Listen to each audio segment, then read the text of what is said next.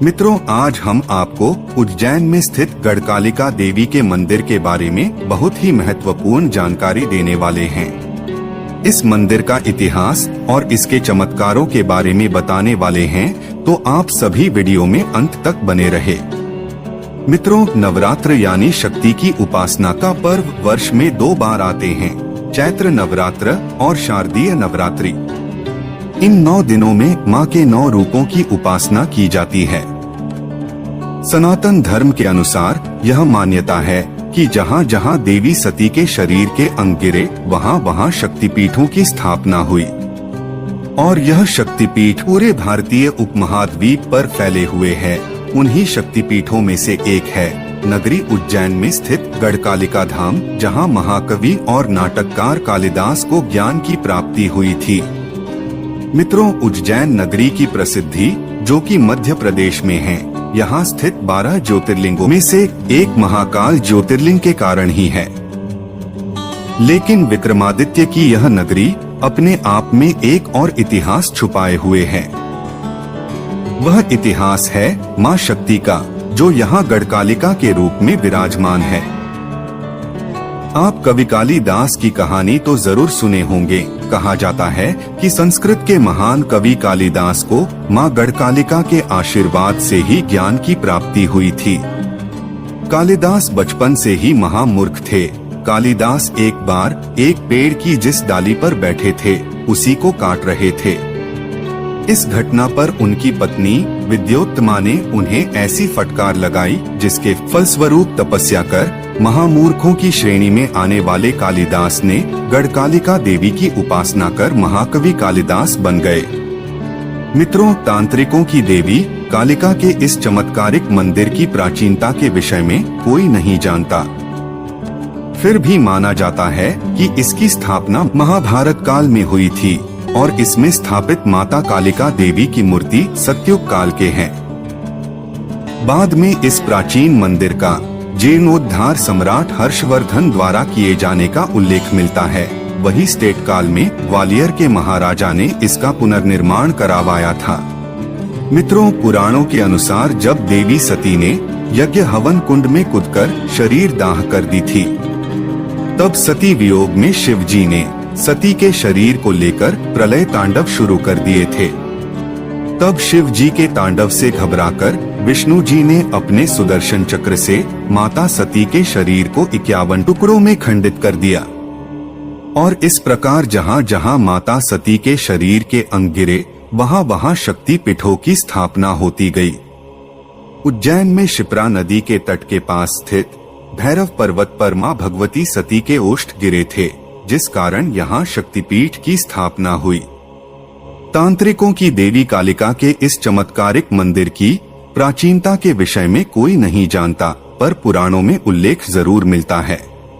मित्रों, महाकवि कालिदास जी द्वारा रचित श्यामला दंडक महाकाली स्तोत्र एक सुंदर रचना है। ऐसा कहा जाता है कि महाकवि के मुख से सबसे पहले यही स्तोत्र प्रकट हुआ था।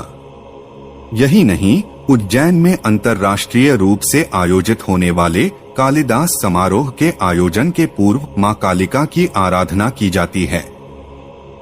मां के 51 शक्तिपीठों में से एक उज्जैन का गढ़कालिका शक्तिपीठ, जहां सारे भारत उपमहाद्वीप में प्रसिद्ध है, तो वही तंत्र विद्या की प्राप्ति के लिए भी इसका बड़ा महत्व है। यहाँ पर बहुत दूर दूर से तांत्रिक सिद्धि हासिल करने के लिए आते हैं। यहाँ पर सिद्ध साधक को पराजित करना बड़े बड़े तांत्रिकों के भी बस की बात नहीं है। मित्रों, इस मंदिर के पास में ही 52 स्नान कुंड हैं, जिसकी महिमा काफी प्रचलित है। इन 52 कुंडों में से एक ऐसा कुंड भी है जिसके नीचे भगवान शिव के शिवलिंग स्थापित हैं। कहा जाता है कि जिस भी व्यक्ति के ऊपर किसी सकारात्मक ऊर्जा की सवारी आती है, तो उस व्यक्ति को एक नारियल लेकर कुंड के अंदर पानी में स्थापित शिव जी के शिवलिंग के पास जाकर नारियल को फोड़कर आना होता है। खासकर यह कुंड सिद्धि के लिए प्रसिद्ध है। कोई भी साधक, भक्त, तांत्रिक, मांत्रिक आदि सभी को यहाँ सिद्ध होने लिए 52 कुंड में उतारना ही पड़ता है। अगर किसी के ऊपर किसी भी प्रकार की कोई गंदी शक्ति अपना आसन जमा लिया हो तो ऐसी स्थिति में इस कुंड में स्नान कर मात्र से ही उसकी सारी गंदी शक्ति इसी कुंड में संपूर्ण हो जाती हैं। आपके जानकारी के लिए बता दे कि अगर आप इस धाम पर घूमने जा रहे हो तो साथ में छोटे बच्चे को नहीं ले जाएं तो अच्छा है। मित्रों, गढ़कालिका माता को नींबू की मलाई चढ़ाया जाता है। कहा जाता है कि जो भी भक्त माता को नींबू की माला चढ़ाकर कोई भी मनोकामना मांगता है तो माता उसे शीघ्र ही पूरा कर देती हैं। अद्भुत है मां कालिका का चमत्कारी दरबार। मित्रों, जब नवरात्रि की शुरुआत होती है तो गढ़कालिका माता को नरमुंडों की माला पहनाई जाती है और यह मंदिर परिसर में ही कपड़े से बने नरमुंड और नींबू की माला मिलती है। नवरात्रि पर्व समाप्त होने के बाद दशहरे के दिन मंदिर से प्रसाद के रूप में नींबू बांटे जाते हैं। मान्यता है कि घर में ये नींबू रखने से सुख शांति बनी रहती है। यहाँ पर नवरात्रि में लगने वाले मेले के अलावा भिन्न भिन्न मौकों पर उत्सवों और यज्ञों का आयोजन होता रहता है।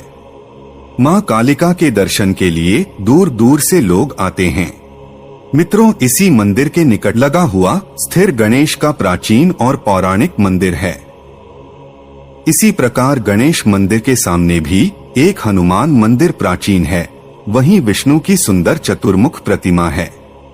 खेत के बीच में गोरे भैरव का स्थान भी प्राचीन है। गणेश जी के निकट से ही थोड़ी दूरी पर शिप्रा की पुनीत धारा बह रही है। इस घाट पर अनेक माता सती की मूर्तियां हैं।